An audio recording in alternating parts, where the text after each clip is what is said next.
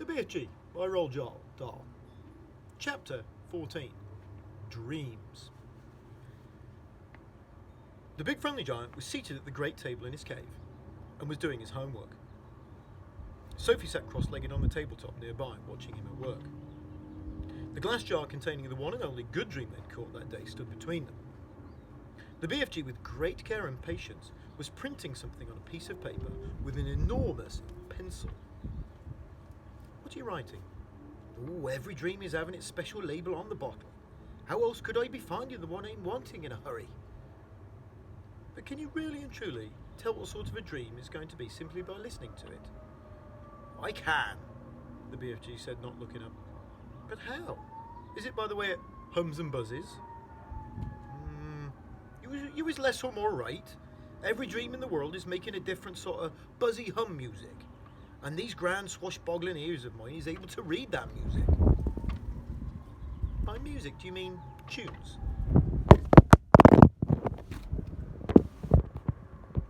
Windy.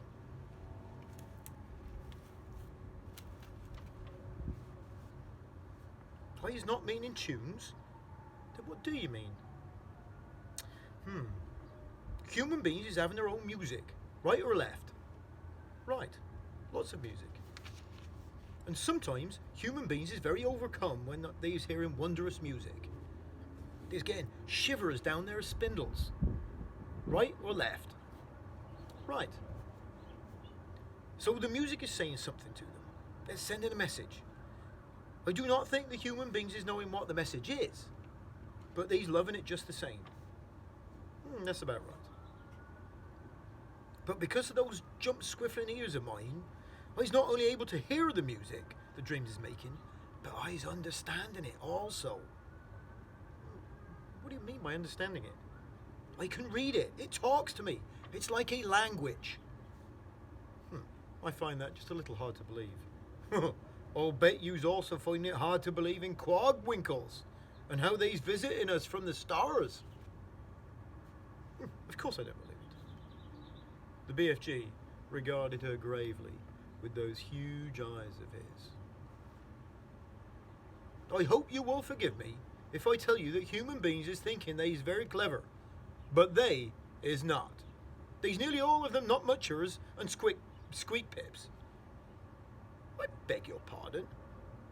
The matter with human beings is that they is absolutely refusing to believe in anything unless they is actually seeing it right in front of their own schnozzles. Of course quagwinkles is existing. I's meeting them oftenly. I is even cheering to them. He turned away contemptuously from Sophie and resumed his writing.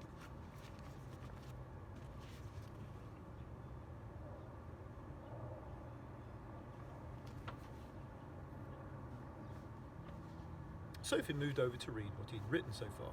The letters were printed big and bold, but were not very well formed. Here is what it said. This dream is about how I is saving my teacher from drowning. I is diving into the river from a high bridge, and I is dragging my teacher to the bank, and then I is giving him the kiss of death.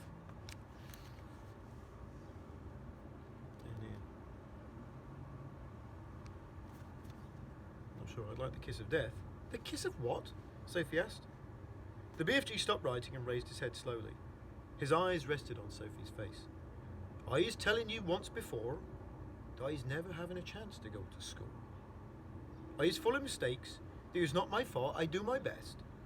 You is a lovely little girl, but please remember that you is not exactly Miss Know Everything yourself. I'm sorry. I really am. It's very rude of me to keep correcting you. The BFG gazed at her for a while longer. Then he bent his head again to his slow, laborious writing. Tell me honestly, if you blew this dream into my bedroom when I was asleep, would I really and truly start dreaming about how I saved my teacher from drowning by diving off the bridge? Oh, more. Oh, a lot more. But I cannot be scribbling the whole grop-flunking dream on a titchy bit of paper. Of course there's more. The BFG laid down his pencil and placed one massive ear close to the jar. For about 30 seconds, he listened intently. Yes, he said, nodding his great head solemnly up and down. Oh, this dream's continuing very nice. It has a very dory hunky ending. How does it end? Please tell me. Oh, you'd be dreaming that the morning after you saving that teacher from the river, you was arriving at school and you seeing all the 500 pupils sitting in the assembly hall and all the teachers as well, and the head teacher is then standing up and saying, I's wanting the whole school to give 3 cheers for Sophie because she's so brave and she's saving the life of our fine arithmetic teacher, Mr. Figgins, who was, unfortunately, pushed off the bridge into the river by our own gym teacher, Miss Amelia Upscotch. So, 3 cheers for Sophie. And the whole school is then cheering like mad and shouting bravo, well done, and forever after that. And even when you's getting your sums all gunk, swiggle and muggled up, Mr. Figgins is always giving you 10 out of 10 and writing good work Sophie in your exercise book. And then you's waking up. I like that dream. Of course you like it. It's a fizz wizard. He licked the back of the label and stuck it on the jar. I was usually writing a bit more than this on the labels, but you was watching me and making me jumpsy. Oh, I'll go and sit somewhere else, Sophie said. Oh, don't go. Look in the jar carefully, and I think you'll be seeing this dream. Sophie peered into the jar, and there, sure enough, she saw the faint, translucent outline of something about the size of a hen's egg. There was just a touch of colour in it, a pale sea green, soft and shimmering and very beautiful. And there it lay, this small, oblong, sea green, jellyish thing at the bottom of the jar, quite peaceful, but pulsing gently, the whole of it moving in and out, ever so slightly, as though it were breathing. It's moving! It's alive! Of course it's alive! Well, what will you feed it on? Oh, it's not needing any food. That's cruel. Everything alive needs food of some sort, even trees and plants. The north wind is alive. It's moving. It touches you on the cheek and on the hands, but nobody's feeding it. Sophie was silent. This extraordinary giant was disturbing her ideas. He seemed to be leading her towards mysteries that were beyond her understanding. A dream's not needing anything. If it's a good one, it's waiting peaceably forever until it's released and allowed to do its job. If it's a bad one, it's always fighting to get out. The BFG stood up and walked over to one of the many shelves and placed the latest jar among the thousands of others. Please, can I see some of the other dreams? The BFG hesitated. Oh, nobody's ever seen them before, but perhaps after all I's letting you have a little peep. He picked her up off the table and stood her on the palm of one of his huge hands. He carried her towards the shelves. Over here are some of the good dreams, the fizz wizards. Would you hold me closer so I can read the labels? Oh, my labels is only telling bits of it. The dreams is usually much longer. The labels is just to remind me. Sophie started to read the labels. The first one seemed long enough to her. It went round the jar, and as she read it, she had to keep turning the jar. This is what it said. Today I was sitting in class and I discovered that if I was staring very hard at my teacher in a special way, I was able to put her to sleep. So I kept staring at her, and in the end, her head drops onto a desk and she goes fast asleep and snorkels loudly. Then, in marches the head, that's the principal, drops onto a desk and she goes fast asleep and snorkels loudly. Then in marches the head teacher and he shouts, "Wake up, Miss Plumridge! How dare you go to sleep in class? Go fetch your hat and coat and leave this school forever. You is sacked." But in a jiffy, I was putting the head teacher to sleep as well, and he just crumples slowly to the floor like a lump of jelly, and there he lies, all in a heap, and starts snorkeling even louder than Miss Plumridge. And then I was hearing my mummy's voice saying, "Wake up, your breakfast is ready." And there's the head teacher, snorkeling loudly.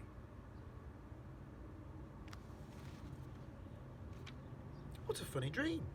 Oh, it's a ring beller. It's wopsy. Inside the jar, below the edge of the label, Sophie could see the putting to sleep dream lying peacefully on the bottom, pulsing gently, sea green, like the other one, but perhaps a trifle larger. Do you have separate dreams for boys and for girls? Of course! If I was giving a girl's dream to a boy, Even if it was a really wopsy girl's dream, the boy'd be waking up and thinking what a bonkling, grink-sludging old dream that was. Boys would. These here is all the girls' dreams on the shelf. Can I read a boy's dream? You can, the BFG said, and he lifted it to a higher shelf. The label on the nearest boy's dream jar read as follows. I was making myself a marvellous pair of suction boots, and when I put them on, I was able to walk straight up the kitchen wall and across the ceiling. Well, I was walking upside down on the ceiling when my big sister comes in, and she's starting to yell at me, as she always does, yelling, what on earth are you doing up there, walking on the ceiling? And I looks down at her, and I smiles, and I says, I told you I was driving, and I told you you was driving me up the wall, and now you has done it.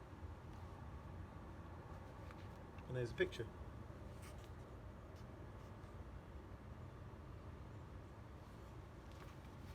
I find that one rather silly, Sophie said. Oh, boys wouldn't. It's another ring beller. Perhaps you've seen enough. Let me read another boy's one. The next label said, the telephone rings in our house and my father picks it up and says in this very important telephone voice, Simpkin speaking. Then his face goes white and his voice goes all funny and he says, what? Who? And then he says, yes, sir, I understand, sir, but surely it is me you is wishing to speak to, sir, not my little son. My father's face is going from white to dark purple, and he is gulping like he has a lobster stuck in his throat. And then at last he is saying, yes, sir, very well, sir, I will get him, sir. And he turns to me and he says in a rather respectful voice, is you knowing the President of the United States? And I says, no, but I expect he is hearing about me. Then I was having a long talk on the phone and saying things like, let me take care of it, Mr. President. You'll bungle it up. You'll bungle it all up if you do it your way. And my father's eyes is goggling right out of his head. And that is when I was hearing my father's real voice saying, get up, you lazy slob, or you'll be late for school. And there's the boy on the phone to the President of the USA.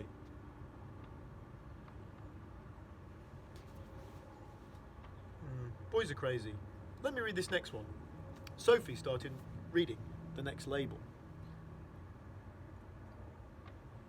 I was having a bath and I was discovering that if I press quite hard on my tummy button, a funny feeling comes over me, and suddenly my legs is not there, nor is my arms. In fact, I has become absolutely invisible all over. I'm still there, but no one can see me, not even myself. So my mummy comes in and says, where is that child? He was in the bath a minute ago and he can't possibly have washed himself properly.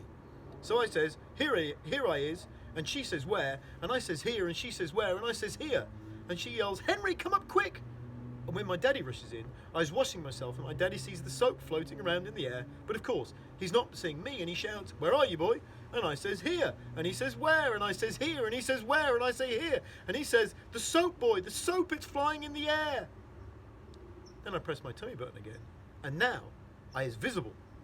My daddy is squiffy with excitement and he says, you is the invisible boy. And I says, now I is going to have some fun. So when I was out of the bath and I've dried myself, I put on my dressing gown and slippers and I press my tummy button again to become invisible, and I go down into the town and walk in the streets. Of course, only me is invisible, but not the things I is wearing. So when people is seeing a dressing gown and slippers floating along the street with nobody in it, there's a panic with everybody yelling, a ghost, a ghost! And people is screaming left and right, and big strong policemen is running for their lives. And best of all, I see Mr. Grummett, my algebra teacher, coming out of a pub, and I float up to him and say, boo! And he lets out a frightsome howl and dashes back into the pub. And then I is waking up and feeling happy as a whiff squiddler. Pretty ridiculous, Sophie said. And there's the invisible boy. Can't see him, but you can see his clothes. Algebra teacher. Boo. All the same, Sophie couldn't resist reaching down and pressing her own tummy button to see if it worked. Have a go. Some people call it the belly button. Can you see me? I didn't think so. I'll press it again. Now you can see me. Nothing happened. Oh, dreams are a very mystical thing. Human beings is not understanding them at all. Not even their brainiest Persephas is understanding them. As you've seen enough, Just this last one. This one here. She started reading. I has written a book, and it is exciting. It's so exciting nobody can put it down. As soon as you read the first line, you are so hooked on it, you cannot stop until the last page. In all the cities, people is walking in the streets, bumping into each other because their faces is buried in my book.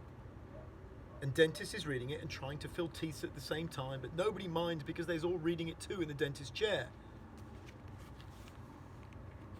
See that? It's a little like mobile phones. But this was written before mobile phones.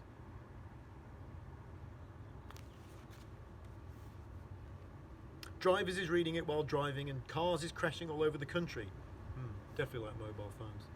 Brain surgeons is reading it while they's operating on brains, and airline pilots is reading it and going to Timbuktu instead of London.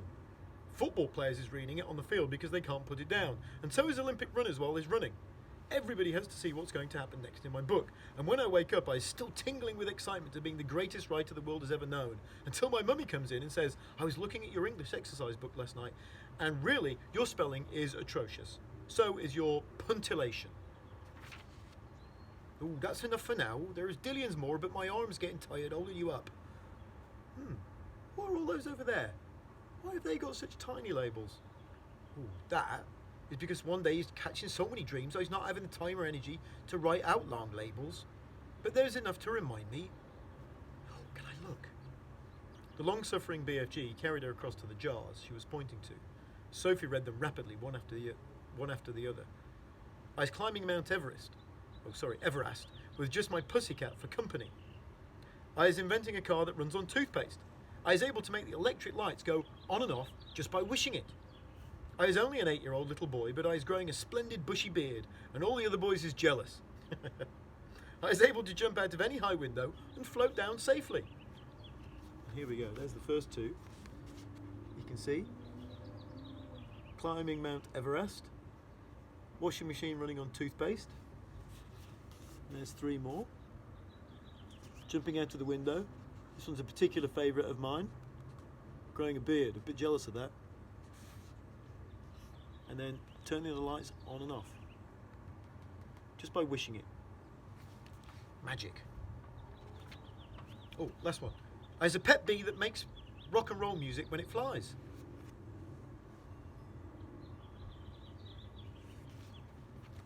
What amazes me is how you ever learned to write in the first place. He's been wondering how long it is before you was asking me that. Well, considering you never went to school, I think it's quite marvellous. How did you learn? The BFG crossed the cave and opened a tiny secret door in the wall. He took out a book, very old and tattered. By human standards, it was an ordinary sized book, but it looked like a postage stamp in his huge hand. One night, I was blowing a dream through a window and I sees this book lying on the little boy's bedroom table. I wanted it so very badly, you understand. But I was refusing to steal it. I'd never do that. So how did you get it? I borrowed it. Oh, just for a short time, I borrowed it. How long have you had it?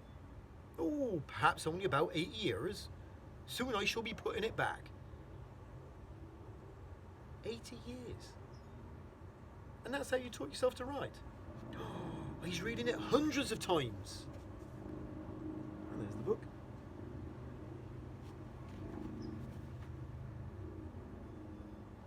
And I'm still reading it and teaching new words to myself and how to write them.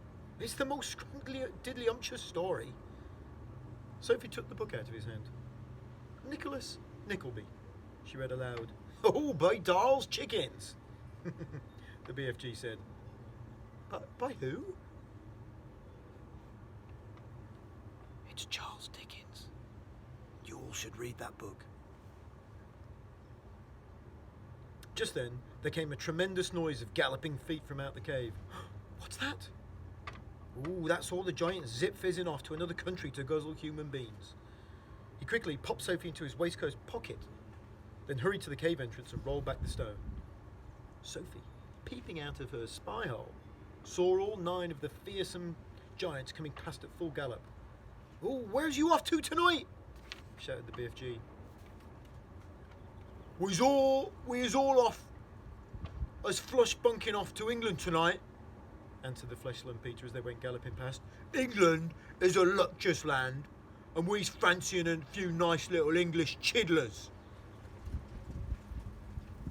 I, shouted the maid masher, is knowing where there's a giggle house for girls, and I's guzzling myself full as a froth blower. And I know where there's a boggle box for boys, shouted the gizzard gulper. All I has to do is reach in and grab myself a handful. English boys is tasting extra, lick swishy. In a few seconds, the 9 galloping giants were out of sight. What did he mean? Sophie said, poking her head out of the pocket. What's a giggle house for girls? Oh, he's meaning a girls' school. They'll be eating them by the bundle. Oh no! And boys from a boys' school, said the BFG. Oh, it mustn't happen. We've got to stop them. We can't just sit here and do nothing. Oh, there's not a thing we can do. We's helpless as horse feathers. He sat down on a large, craggy blue rock near the entrance to his cave. He took Sophie from his pocket and put her beside him on the rock. It's now quite safe for you to be outside until they's coming back, he said. The sun had dipped below the horizon, and it was getting dark.